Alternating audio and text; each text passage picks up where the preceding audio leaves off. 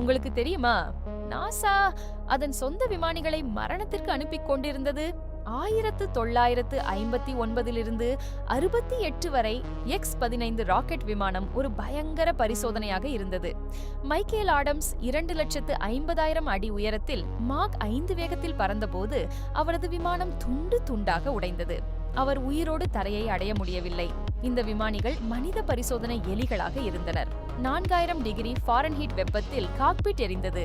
G-force அவர்களின் உள் உறுப்புகளை திரவமாக்கியது. பல விமானிகள் இறந்தனர். ஆனால் நாசா இதை மறைத்தது. குடும்பங்களுக்கு கூட உண்மை சொல்லவில்லை. விண்வெளி திட்டத்தின் நற்பெயரை காக்க மனித உயிர்கள் தியாகம் செய்யப்பட்டன. இது வரலாற்றின் இருண்ட ரகசியம்.